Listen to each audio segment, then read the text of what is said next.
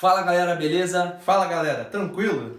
Então pessoal, hoje a gente veio aqui para falar sobre telemetria e os tipos de comunicação e redes de instrumentação utilizadas na indústria atualmente. Bom, a gente tem falado bastante sobre os instrumentos, a instrumentação em si, mas a gente tem esquecido um pouco de falar sobre a forma como esses instrumentos se comunicam com as salas de controle, com os painéis e como e de que forma eles chegam até as lógicas de comando para executar as funções. Nesse caso hoje a gente vai explicar um pouco mais das origens e da evolução da telemetria ao longo do tempo. E não foi pouca coisa não, então se liga aí. Telemetria seria a técnica de transportar dados à distância, independentemente se eles são enviados via cabo ou sem fio. Nos primórdios da instrumentação, não existia ainda o investimento na área da parte elétrica. Ou seja, a telemetria industrial começou-se com a transmissão de dados via ar comprimido, ou seja, a forma pneumática, que são os instrumentos mais primordiais, ou seja, os mais rústicos do começo da instrumentação, que a gente não pode desprezar, porque a partir deles que veio as evoluções no que a gente conhece a instrumentação hoje. É isso aí, o 3 a 15 PSI seria o quê? O zero, a medição de zero do instrumento 3 PSI e o 100% 15 PSI. O grande problema e assim, vamos dizer, o maior custo desse sistema era a grande gama de tubulação que você tinha que ter desde o instrumento até as salas de controle. Imagina que você tem que ter uma tubulação pressurizada no decorrer dos pipe racks de 10, 15, 30, 100 metros de distância do instrumento até a sala de controle. Nisso tudo você podia ter perda de carga, algum vazamento. Qualquer vazamento que tivesse no sistema, você já teria erro de indicação, entendeu? Fora que é um meio de transmissão de dados muito custoso, porque você tem que se preocupar com todos esses fatores que ele falou para manter a rede intacta. Lembrando, galera, que quando a gente diz forma de transmissão, é você ter uma forma de transportar à distância o que o instrumento está lendo naquele momento do processo. Ou seja, se eu tenho, por exemplo, um transmissor de temperatura que naquele momento do processo está lendo 100 graus Celsius, o meio que eu vou me comunicar com um painel é a forma que eu vou dizer para o painel que o instrumento está lendo 100 graus Celsius, ok? Só para ficar claro. É isso aí, é a mesma coisa a pressão. Se o instrumento está medindo, não sei, 200 PSI de pressão no campo, se o range dele, o span dele for de 0 a 300 PSI e ele está indicando 200 PSI, quanto isso corresponde ao de 0 a 100? Nessa faixa de correspondência, ele vai variar de 3 a 15 PSI, vai mandar esse sinal para a sala de controle que vai ser tratado para indicar para o operador de painel quanto aquele instrumento está indicando remotamente, entendeu? Exatamente. Beleza. No caso da pressão, assim que começou a instrumentação, isso era convertido de forma muito mecânica. Ou seja, se você estava lendo um valor de pressão, esse valor de pressão iria deslocar uma série de mecanismos que seria proporcionalmente o valor que eu estaria transmitindo para um painel que iria decodificar esse valor de pressão, que seria proporcional à pressão do processo. É isso aí. Com os avanços da tecnologia e tudo na indústria, foi surgindo os instrumentos eletroeletrônicos, onde se surgiu o 4 a 20 mA. O que seria o 4 a 20 mA? Diferente do 3 a 15, o 4 seria o 0 e o 20 mA seria o 100%. Mas você deve estar se imaginando, poxa, eu tenho um transmissor de pressão na área que está medindo 0 kg, 0 bar, qual seja a unidade medida. O meu instrumento vai estar mandando 4 mA? Como assim? Não deveria estar mandando 0? Bom, essa é uma questão muito pertinente para uma questão mais de segurança. Por quê? Imagina, e agora a gente está se tratando de corrente elétrica, se a gente estivesse transmitindo 0 quilos ou 0 bar com uma corrente de 0 mA. É praticamente um circuito aberto. Ou seja, você não vai conseguir identificar se eu estou realmente enviando 0 quilos ou se aconteceu alguma coisa entre o instrumento e a sala de controle, um cabo partido, uma falha do instrumento. Então foi definido o 4 mA para definir o valor mínimo do instrumento, justamente para ter essa diferenciação de valor mínimo e falha. É isso aí. E vale salientar que eu comecei a falar sobre o 420 mA, mas eu não falei do ponto que esse instrumento, diferente do 3A15, ele deixou de ser pneumático e passou a ser elétrico, alimentado por 24 volts. Desses 24 volts, ele vai variar de 4 a 20 mA. Ou seja, um fio chega o cabo, alimenta o instrumento e ele retorna esse valor de corrente para o painel.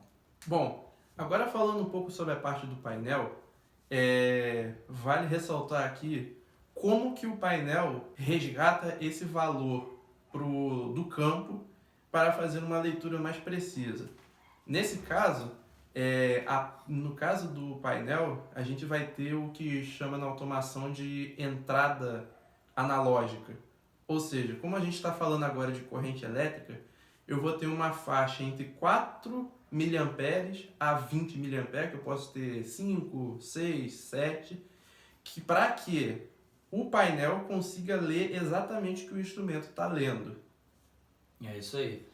Nessa tratativa ele vai receber esse valor de 4 a 20 mA, vai tratar e vai transformar para o operador retornar em pressão, em vazão, em nível, o que o instrumento estiver medindo na área.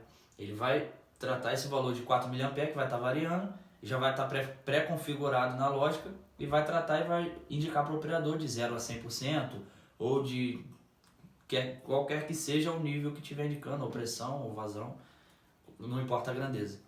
Exatamente.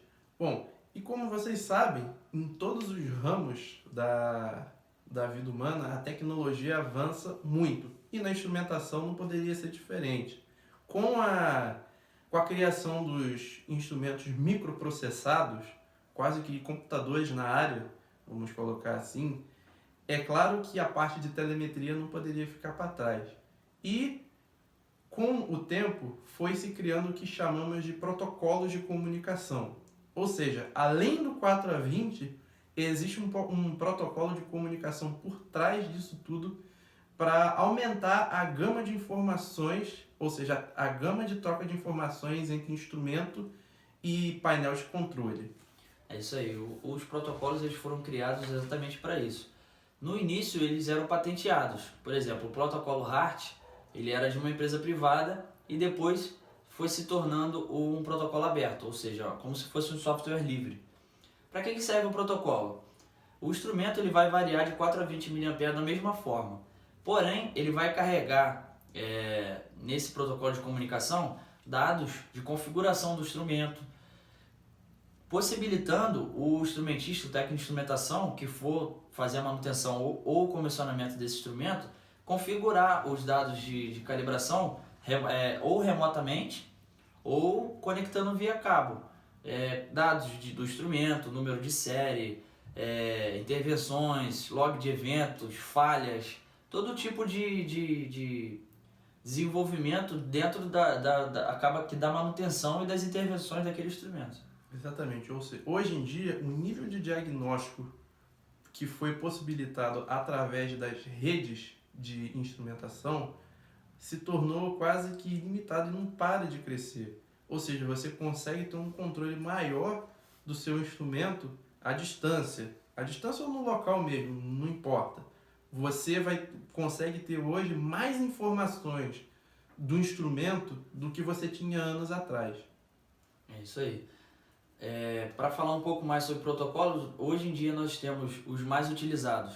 O mais utilizado é o HART, o segundo colocado é o Foundation Field Bus e o terceiro colocado é o Profibus PA. Bom, lembrando que essas questões de primeiro, segundo colocado, isso normalmente é definido mais por causa da viabilidade e custo.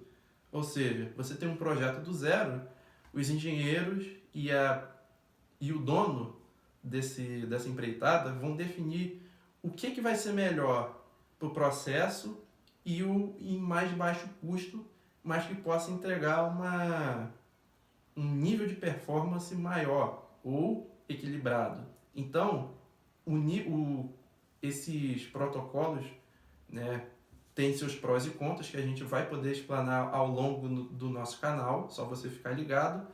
Vocês vão ver os prós e contras desses protocolos. Vocês vão ver que um vai oferecer uma coisa em relação a cabeamento estruturado, economia, entende? Então, isso não é questão de um ser melhor que o outro. Todos são bons. No caso, é a questão de ser viável ou não.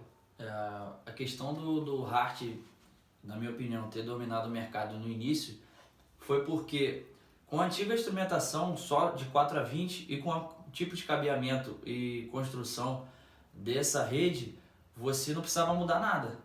Só tecnologia de SDCD.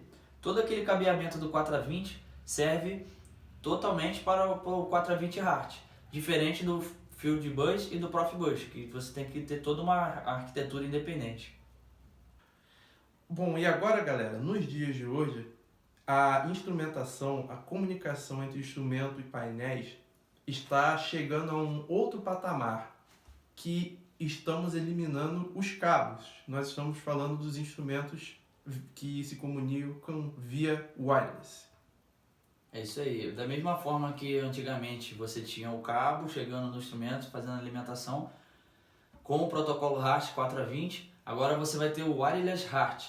É o mesmo protocolo de comunicação, só que esse instrumento vai ser a bateria. Ele vai transmitir dados via wireless e vai ter aquela bateria que alguns instrumentos do mercado oferecem baterias com duração até 3 a 4 anos. Então, você não vai ter tanto problema de ter que ficar trocando bateria toda hora.